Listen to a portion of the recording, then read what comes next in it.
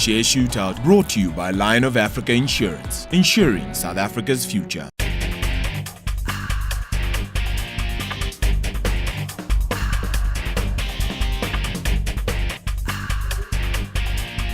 And so the quest for South Africa's best stock picker continues. Welcome to the most unrelenting stock picking show on the small screen. I'm Bruce Whitfield. This is Share Shootout League, only on CNBC Africa, first in business worldwide. Now, is it true that while the rest of the world is doing a Bring Back Our Girls campaign, Jay-Z is doing the Take Solange campaign? Will Dr. Dre become the world's first billionaire? And is Alan Craig's resignation a signal for the end of Cell C? Now, we don't know the answers to any of these basis questions. What we do have is the Share Shootout League. It gets better and better week by week. Let's take a look at the activity on Twitter from last week's battle and see who came out top between K-Live and Maverick, and most importantly, how it has changed the league standings. At the top, you look at Sid, who is Maverick, of course. He didn't win last week, so he sits on 3 points. The Scott, Running Dog, Matthew Shytown, and K-Live, who did win, come in with 3 points each. At the bottom, they've still got to make their mark. You've got Neo, Nick, Levan, and allegedly the scariest guy on the table, right, rock bottom, is Sasha. Now, the roles have changed. You get to decide who ultimately wins this league. I don't have the power anymore because my producers have taken it away. You get to vote by using the competitor hashtags plus the handle at SSO League. And this week, we have a man who some say finds quiet time on the set of Share Shootout from his little bundle of joy. It's the only place he has to hide. He goes by the alias Value Guy. Nic Norman Smith, Chief Investment Officer of Lentus Asset Management. We follow a value investing approach here at Lentus. We generally are quite contrarian, so looking for areas of the market that people are really hate and are nervous of, and that's where we believe we can find the opportunities. I think it's about finding some stocks that the audience really like, exciting, and try and spice things up a bit and not just have the boring old favourites. I think Bruce Whitfield is definitely going to be the biggest troublemaker on the show. Yeah, absolutely. One must be positive. I think it's going to be a tough competition, so for sure. Yeah. So I've got to look like it's very important stuff we're doing. Absolutely. Chris Gilmour, investment analyst with Absa Wealth and Investments. Investment philosophy is very simple. Buy quality, get paid for holding it, and rarely, if ever, sell. That's interesting. Yeah, getting some cheeky emails here. I think we'll keep that a secret for the time being. I don't want to show my hand just yet. Biggest competitor is the famous Sasha Narushkin. I think so, and I think maybe it's a bit different from previous times. I think the mind is going to be more concentrated now. Both of our competitors today, Nic Norman Smith and Chris Gilmour, are fighting for top spot. But first, some house rules. Both of our guests have pre-picked 3 shares. Neither knows what the other holds. Each has got to. It's a rule. Accept at least one of their competitors' picks at any point during the process. The longer they leave it, the more likely they are to have to accept something they don't like. Each has got 30 seconds to argue their stock pick. Stock pickers can choose from the JSE Top 100 and also have 1 international stock pick per round from selected global indices. Those are the rules. Those are on the table. And just in case you're confused, Chris Gilmour is the man closest to me in the nicely patterned tie. Nic Norman Smith is in what some might regard as traditional Absa bank manager's gear, the grey suit, although the shoes don't fit. You need a pair of grey shoes if you want to fit into Absa manager's gear. So I would like to know, please, from you, Nic Norman Smith, I'm going to make you go first. You're using your offshore allowance straight up front. You're allowed to do that. You're going to the United States, and in 30 seconds, I would like to know from you as to why we should even consider, for a moment, Cisco Systems. 30 seconds start now. This is the leading networking services provider, so they basically make all the plumbing that moves data across networks. Very exciting place to be in a world where cloud computing and online video is growing. It's very, very cheap, so it's trading at 10 times earnings, 25% of its market cap in cash. That makes it very attractive. The reason being it's boring, it's not an exciting growth stock like Facebook, but it's certainly going to be around. The beauty and why they make so much money, this company, is that they have very high switching costs. So IT managers, 70% of IT managers use Cisco products.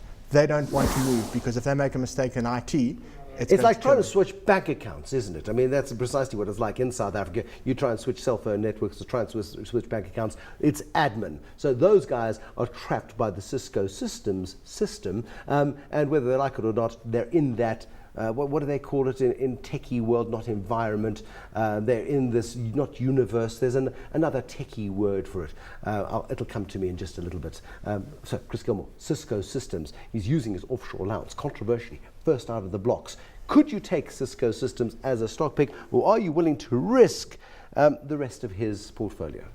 Bruce, I rather like it, and I like the bit he talks about being very sticky, in the sense that they make products that are going to be around here for quite some time to come.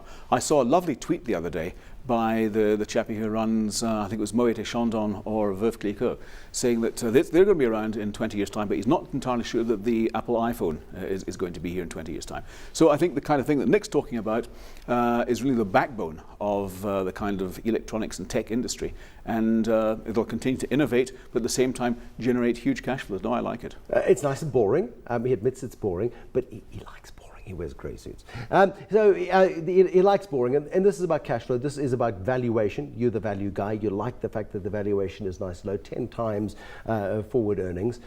This is one then for the bottom drawer. You can simply leave it there, because a lot of these international stocks are actually quite pricey. Why is it that Cisco seems to be being ignored if it's so fantastic? Because it's dull and boring. It doesn't have the growth potential. And people are very concerned. And the other big thing is, this was a very popular stock in the early 2000s, because everyone said, wow, this is the company that's going to make money as the internet boom goes. They were completely right. It probably makes 3 or 4 times more profit than it did back then. But it was on a price to earnings multiple of over 50, so it was very expensive. So it just proves when you pay too much for these stocks, you can do badly. So there's a lot of people who've been in the stock for 10 years and have made absolutely nothing. And they're actually, quite frankly, they're tired of it and they want to get out and look for some exciting growth. What's happened in reality, though, is that the company has grown into its valuation, and to a point now it's actually way undervalued. There we go. Well, Chris Gilmour accepts it, and that's really important as well. First out of the blocks, Cisco Systems. It's got a market cap of about $118 billion US.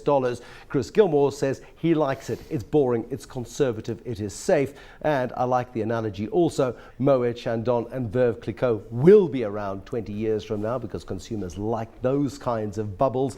They tend not to like other market bubbles, and perhaps the iPhone is a bubble of the wrong kind, Chris Gilmour. Let's have a look then, please, at your first pick. And I did suggest in the introduction that you may go for a beer stock, but it's not your traditional favorite. Traditionally, you go for ABIBB, which is trading very close to $600 a share, which is causing some investors to get a little bit weak and shaky at the knees. In 30 seconds, however, using your offshore allowance, the world's biggest brewing company, AB Inbev. Tell me why you like them. Anheuser-Busch InBev, world's biggest brewer, as you said. It derives something like 80% of its income from markets in which it's dominant or near dominant. And beyond that, it derives the bulk of its income from North and South America, which are the world's biggest profit pools and the biggest profit pool and the world's fastest growing profit pool, respectively. It's incredibly cost conscious. You think SAB Miller's cost conscious. These guys are referred to not too pleasantly as being refugees from the Texas Chainsaw Massacre. No, I'm sorry, he needs more time. Refugees from the Texas Chainsaw Massacre, please explain. Well, basically, they slash and burn and they cut, and they go in there. They're incredibly, they make the acquisitions incredibly profitable because of their intense cost cutting. All management, regardless whether it's the CEO downwards, all travel economy. We've got to like that about them. Yep. They also, however, make economy beers. Yes. And anybody who's ever tried to drink an entire Budweiser will know it's a very hard thing to do, because it's made out of rice and it's horrible. But however, Americans clearly have bad taste, because Budweiser, until fairly recently, was the most drunk beer in the world. Snow, which is an SAB Miller product in China, is more people drink Snow because there are more Chinese people than there are Americans. But they don't make a great product. But they do make a product that enough people like enough to make it the biggest brewer in the world. Bruce, don't forget they also make Stella Artois and a whole range of things like Brahma, for example. I like them more. There's now. a massive range of beers. Yeah. But the thing about beer and getting people to drink it is consistency, not necessarily what you think or what I think is good or bad. That's a matter of taste. When I was an appy at Scottish and Newcastle breweries long time ago, I asked why anyone would ever want to drink a thing called Ushers. And this chap said to me, laddie, It may be horrible to your taste, but a lot of people actually like this. And as long as it's consistently bad, people will drink it. So that's why Budweiser is one of the world's most drunk beers. Give me a sense of it. Do you like AB InBev? I like the company, and I think I'm not sure what the exact valuation. It's around a historical multiple of about 12 times, so it's in your valuation paradigm. And compare that to an SAB Miller, which is substantially more expensive. So no, I like it. I think it's a good, solid business.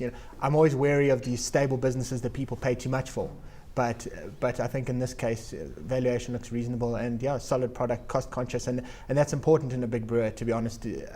Yes, you can differentiate yourself with your brands, but pricing's a big thing for a lot of the mass market that these guys are going up for. So that's a terribly unfair question to Chris Gilmour. You're not a whiskey drinker. You do like beer. What's your favourite beer in the world? Oh, Pilsner Urquell. Pilsner Urquell. Yes. It's a fine beer. Lovely beer. It's a fine beer. And some SAB Miller products. Absolutely, it is. But isn't it interesting? I mean, I don't know how much beer travel you do, but I like to sample beer wherever I go. And I was in a pub in a village called Upper Mill in Lancashire fairly recently, and I had a beer brewed by the lead singer of Iron Maiden. It was delicious. But English beer. It was warm, but it was good. So you'll take AB InBev. So we got a thumbs up for AB InBev, and also for Cisco Systems. Both of you accepting the foreign stock picks this evening. Is that indicative then of your fear of JSE valuations, Nick? Yes, I mean we've been nervous for a while, and there've been some select opportunities, and even those don't look cheap anymore. So there was a massive opportunity to go offshore almost across the board for the last few years, and we certainly did that substantially. That is much less so. A lot of those stocks have rallied, and you can see it anecdotally in the news. People are saying America's fine, Europe's looking good. So that is a time to start getting a little bit nervous. But certainly relative to the JSE, there are still more opportunities, and that also makes sense just because mathematically there are much more stocks to choose from. I'm intrigued then by your next pick, Nic Norman Smith, because here we go. You are the value guy. Your next pick is on an historical multiple of nearly 30 times. Anglo American. In 30 seconds, I'm intrigued to find out why the value guy thinks 30 times is value. Starts now. You can't look at PE valuations on a cyclical stock like Anglo American because it does go through. What you do is you look at price to book.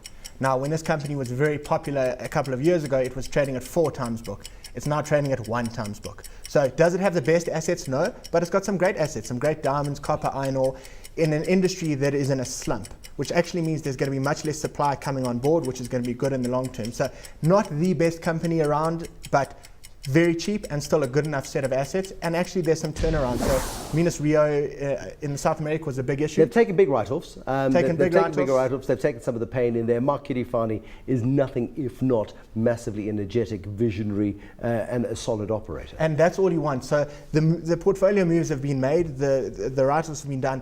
We just need someone to go and operate a mine efficiently. That's all that they need to do. And Mark Cutifani is the man to do it. And even if he doesn't do it that well, at 1 times book value, he doesn't need to do too much to generate you a good return. He's making life difficult for you this evening, Chris Gilmour, because I mean, you like his first pick of Cisco Systems. It's hard not to like Anglo American at 1 times book. No, you're quite right, and I must admit I like Mark Cutifani. If I'm not mistaken, Nick, he's the first mining engineer that Anglo's ever had running the business, and it's fantastic. He wasn't educated at Oxford. Yeah, it's a complete break from the past. And my only concern with Anglo is the composition of the business. As Nick said earlier, they don't have the best assets. And they also, they're still, I think, a little bit bureaucratic. He's got a huge job on his hands over the next few years. And that's what I think is the problem. It's going to take a few years to iron out all of the problems they've got. So one man can do it, yes, I think. But he's got a huge task. AB InBev doesn't have the best beers in the world. Anglo American doesn't have the best assets in the world. But if it's at the right price... Yeah. Let's be clear, this is not a bet on management. I'm happy that Cutifani's there, but quite frankly, at 1 times book... I could run it and you'd still buy it. 100%. So you yes, are mad. It's fantastic that he's there, and I think he will do well, but who knows, I may be wrong, the future's uncertain. But the odds are certainly in your favor when you're getting this. And when we look at our valuations, and we write down the value of copper and iron ore, because I think those commodities will be under pressure going forward. But platinum can make a bit of a comeback, so yeah, on the whole... But you're going to shoot it down on principle anyway. Or are you actually going to take 2 out of this? No, I'm going to shoot it down because I can think of better diversified miners. And they would be? Well, I can think of Billiton for 1. 3 times book. 3 times book. Yeah. That's the problem. Glencore Xstrata? Yep. and big trading, which is a lot riskier than just and they got digging the Tony stuff out the Hayward, ground. who tried to destroy the Gulf of Mexico. No, you as their new chairman. So so we'll take Anglo American. You, however, are shooting it down. It was a joke, by the way, Mr. Hayward. I'm terribly sorry. Please don't get your lawyers on to me. Chris Gilmour, the man from Absa Asset Management. Look. Your next pick is a diversified miner. Isn't that a coincidence? In 30 seconds, please tell me why you think Tony Hayward is the right chairman for Glencore Xstrata. Following on from what Nick said, I think we're in a situation now in the wake of the global financial crisis where commodities, the situation where commodity prices are so low is perhaps more due to new supply coming on stream. I think a lot of capex is now being stopped, and we're seeing Glencore Xstrata over the hump. They're going to start decreasing their capex. Their debt peak now as well. And as Nick also alluded to, it's part pulling out of the ground, and it's part trading and marketing, as they call it. So I think put all that together, it's the most diversified as well. No iron ore. I argue against an Olympic walker. Because that's who, Ivan Glasenberg got Israeli citizenship, so he could go to the Olympics to walk fast. Yeah, and a massively successful company, great story. What's interesting is from a valuation point of view, you would think they've got quite a good handle on the value of their company. The fact that they listed it relatively recently makes me think, wow, they must have really got a great price. So I don't know how attractively priced it is. I am also a little bit nervous about the trading business. Yes, it can make you a lot of money, but it can lose you a lot of money as well. Certainly not a bad business. I'd probably prefer it over Billiton, but I think they are better, more attractive. You prefer it over Billiton on a valuation basis? Correct. As a mixture. Not on an asset basis. Exactly. Okay. Yeah. Billiton's got a great set of assets, but just too expensive. But having said that, just to mirror what Chris said, I think Anglo American is a more attractive. If you put up the price and the quality and you roll it up all together, and quite frankly, the market's negativity towards Anglo American makes me excited because then I know that most of the sellers are out. So the bottom, and interestingly, Anglo American is one of the best performing stocks, up 20% this year, and still it looks attractive. And Glencore Xstrata is up about 20% since the listing as well. It listed around about $50. It's trading around $60 at the moment. It's had a pretty good run too. But Glencore Xstrata is your pick this evening, Chris Gilmour. You know he's going to shoot it down, put us all out of our misery. Boom, it's shot down. There we go. So Glencore Xstrata is shot down. But two diversified miners coming through this evening. Two international stock picks coming through this evening. Nic Norman Smith with Cisco Systems and Anglo American. Chris Gilmour from Absa Asset Management on AB Inbev and Glencore Xstrata. More share shootout in just a moment. You decide the winner. Follow at CSCO League and vote for who you think should be the winner of this particular round.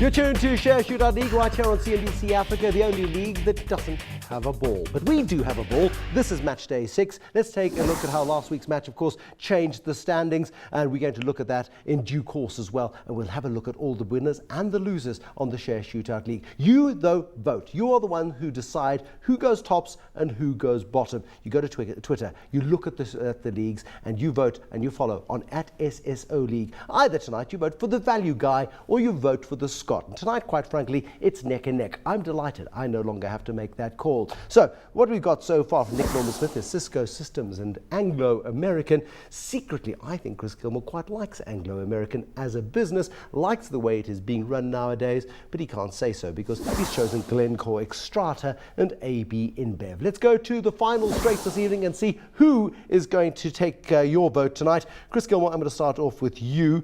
I'm surprised by your final stock pick. I honestly am. Because the fast food sector is increasingly competitive. Famous Brands seems to have run out of runway in many of its big winners, the Wimpeys of the world, for example, the Steers of the world. Tasha's is very nice. Giramundo's, if I could find one, I'm sure would be lovely. We're not going to be talking about the bakery business of Vovotello because we like our bread. So give me a sense, please, as to why Famous Brands should get 1 cent of investors' money in an increasingly competitive market in 30 seconds. Well, you did a very good job for me there, Bruce. But I think they cover the entire market, all the way across quick service and fast food. They also have a nice mix between manufacturing, where they make a lower margin, and franchising, where they make a higher margin. And because they've covered the market so well, they've withstood the competition from McDonald's and KFC, and more recently, I think they'll withstand the competition from Burger King as well. But they're branching into the rest of Africa with a 49% stake in Mr. Biggs, which is part of UAC in Nigeria. And I think the rest of the African continent, to quote Kevin Hedderwick, is the new playground. There we go, the new playground. Mr. Biggs' deal scares me just a little bit, because Kevin Hedderwick has been completely pedantic up until the Mr. Biggs deal of ensuring he's got control. So all of the small acquisitions they've made, from the yogurt ice cream to Tasha's to Mug and Bean, all of those, he's had at least a 51% stake. This time, he's allowing control to remain out of his clutches. And he's a guy who likes control. And unfortunately, this is the problem. The market wants this African growth story, and they'll pay too much for it. And look at Tiger Brands, already looks like they paid too much to get, and I mean, you did deal with Dangote, you're generally going to be on the wrong end of the stick. So that concerns me.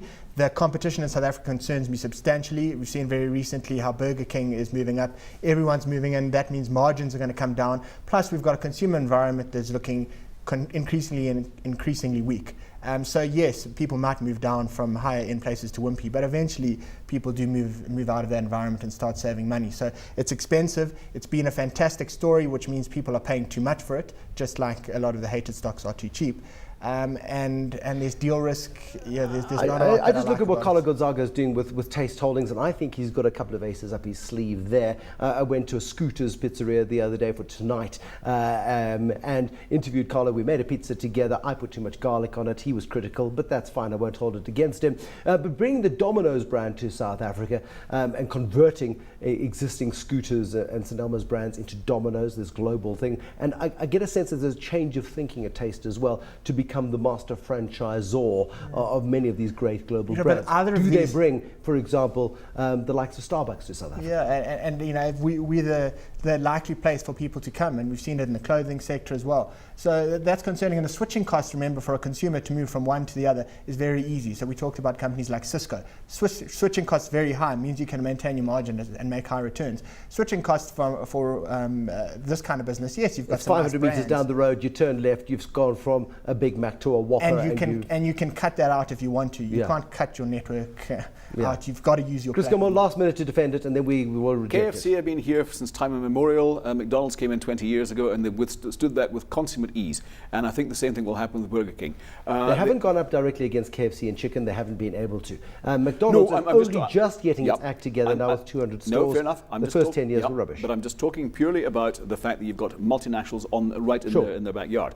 So, you know, if you go back 20 years ago, everyone said now they're going to take major pain, and they didn't. But these have been the best 10 to 15 years for SA consumers ever. Yep. So I think we're looking at a continuation of relatively low growth in South Africa for the next few years, and I think you will get that trading down. But they're covering other sectors as well. So Tasha's, for example, on the upper end of the market, that I think will continue to do exceptionally well. No, I think they've got an exquisite handle on the movements and the dynamics in this economy. It's always been expensive. People have always criticised it for being too expensive. It's always stayed expensive. It remains expensive, but it remains on the platter, the smorgasbord of shares presented by Chris Gilmour this evening. Right, let's go to your final pick this evening. And come on, value guy. Have you gone completely and utterly, completely mad, bonkers, and have you taken some kind of crazy pills tonight? Because the next pick is Naspers. Short Naspers. Thank goodness for that. Yeah. I was concerned for a moment. No, not a chance. Short Naspers, very much. 30 seconds start now, by the way. So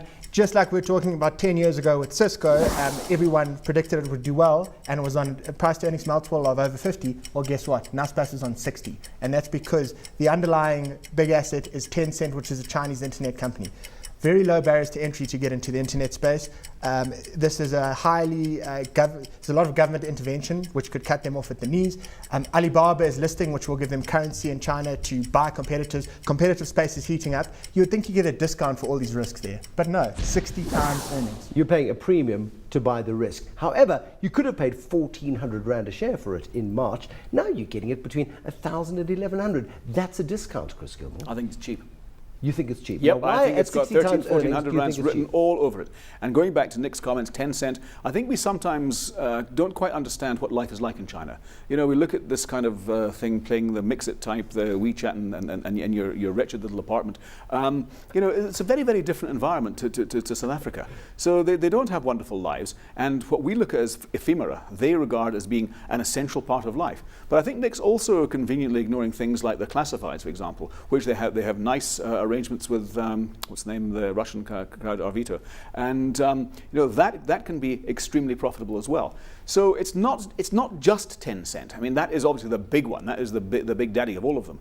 But I see fantastic further upwards potential in 10 cent and feeding into Naspers. Well, it needs to be incredibly profitable to justify 60 times earnings. And so far, more people think that than the way you think, Nic. Well, exactly. And you know what happens when you follow the herd in investing, Bruce? You get absolutely annihilated. Yes, but if you'd followed the herd in investing at 200, at 400, at 600, at 800, at 1,000, at 1,200 and 1,400 and sold then, you'd be smiling. Yeah, absolutely. And you can time some of these right, and occasionally you certainly will get it wrong. But there are just too many risks. So they may well get it right. But the fact that these classifieds and all these other businesses are very profitable means that there's going to be competition. And yes, they've got a nice installed user base, I'll give them that. But there's nothing that gives them a monopoly on running these things. And quite frankly, in the kind of state that China is, I promise you they could quite easily decide, oh, I don't actually like what everyone's saying on WeChat because they're criticizing the government. We're shutting you down completely, and then your business is gone. We shut, not WeChat. There we go. So, Nic Norman Smith, he doesn't like Naspers one little bit. He's shorting it, and